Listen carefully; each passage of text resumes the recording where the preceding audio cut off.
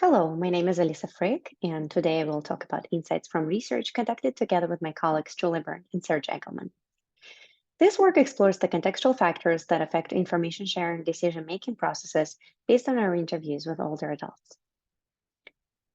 The growing population of older adults and the projected shrinking of the labor market for caregivers in the US is stimulating investment in emerging smart technologies for them, including care robots, medication dispensers, wearable tracking devices, and fall detectors to increase quality of life and care.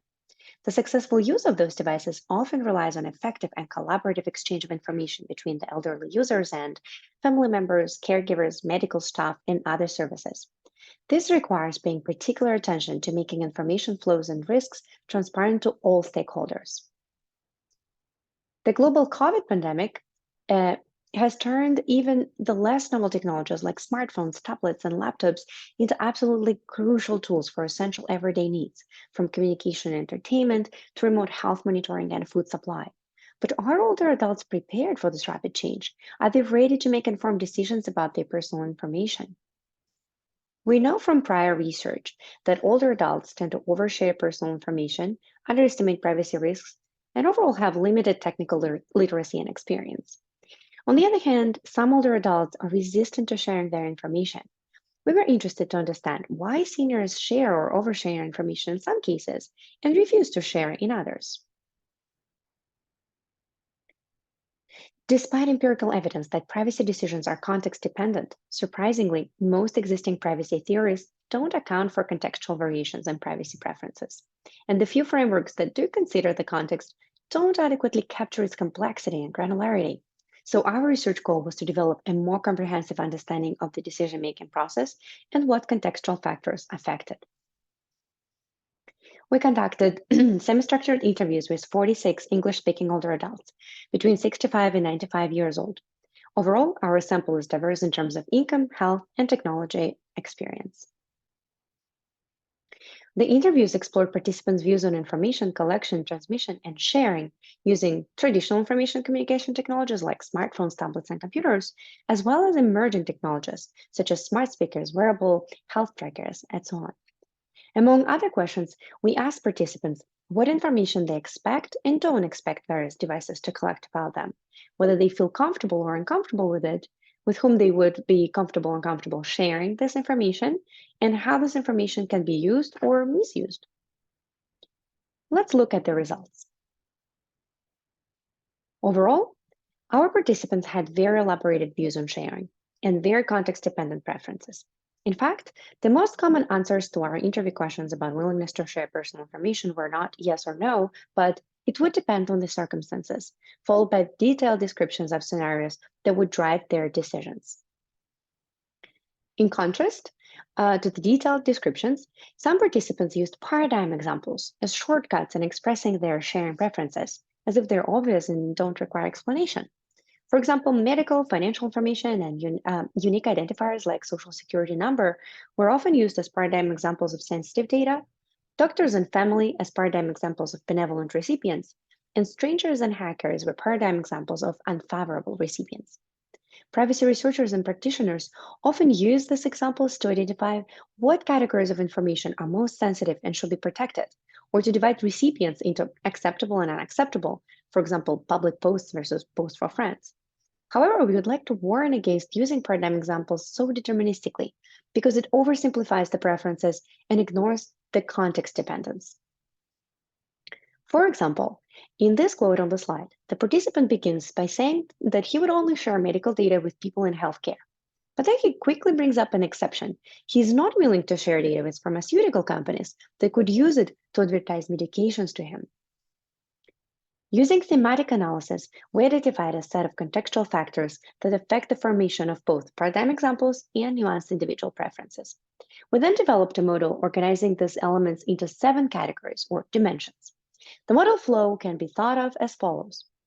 A decision maker decides whether to share a certain data with some recipients who may use it for some particular purposes, which may incur some benefits and may carry some risks by a particular system in a given environment. Our complete model looks like this, but given the limited time, today I'll just briefly walk you through the main factors in the model and then jump directly to implications. The first dimension is the decision maker, the person who is making the decision about whether to share the information or not. Relevant attributes of the decision maker include their attitudes towards privacy, acceptance of technology, and perceived understanding of the sharing scenario. There are also a number of sub-factors that contribute to each of these attributes, including aspects of past experiences or current circumstances, but I'm just covering the top level here and invite you to read about the details in the paper. The second dimension of the model is the data that the decision maker is deciding whether to share or not. Its attributes include its relevance to the recipient and necessity for the decision maker's goal in sharing it, and the accuracy and extent of the information.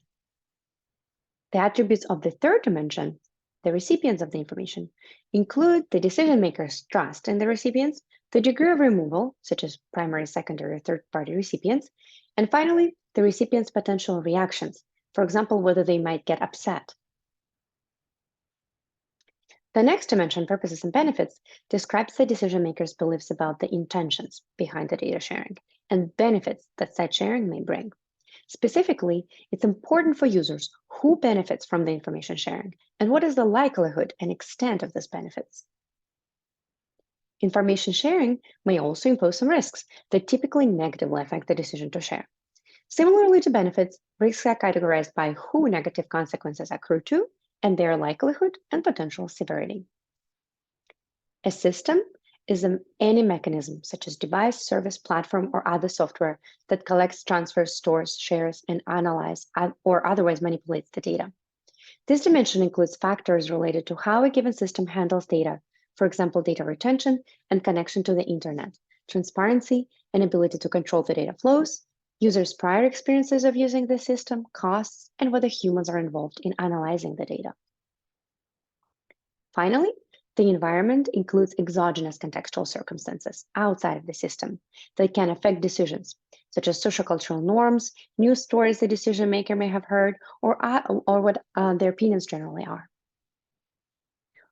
Let me finish with an overview of implications and future work. In terms of theoretical contributions, although the model was built based on interviews with older adults, which can be considered an extreme user group, we believe that it will also apply to broader groups of users and plan to test it in future research. Secondly, using the model, we can compare more accurately the impact of factors on actual behaviors as opposed to stated preferences. Finally, in the paper, we discussed the most interesting interaction effects that we observed on the interviews. But future work needs to better understand the intricate trade-offs and measure the relative importance of factors and interaction effects across user groups. In terms of practical contribution, based on our model, we plan to develop and test a series of prompts for designers and developers to assess the level of privacy and security of the existing systems and new prototypes, evaluate users' reactions to different design choices, and challenge designers to think how to improve safety, privacy, and usability of existing systems. Such prompts could also help manufacturers draft more clear disclosures and consent forms outlining the main elements of the information sharing situation. Outside of industry, prompts could be used in research, class activities, and consumer education, for example, to teach people about risk models or help researchers design vignettes and surveys for assessing user preferences more accurately, but taking contextual factors into consideration. Another direction of practical contribution lies in systematically predicting and addressing users' privacy concerns. Specifically, the model could be used to map intervention strategies against the model elements to then systematically address the pitfalls in information sharing decision-making. For example, education materials and training could target self-efficacy. Effective notices about data practices could improve transparency, while media stories could increase awareness about online risks. Such systematic mapping will highlight current gaps in mitigation strategies, inform policy improvements, and provide more clarity for privacy compliance requirements. It can also be used for selecting features to train machine learning algorithms for automating the prediction of personalized defaults, thus improving the usability of privacy controls and better meeting users' context-dependent preferences. I invite you to read the full paper if you want to learn more about it, and to reach out to the authors if you have any questions. Thank you so much for your attention.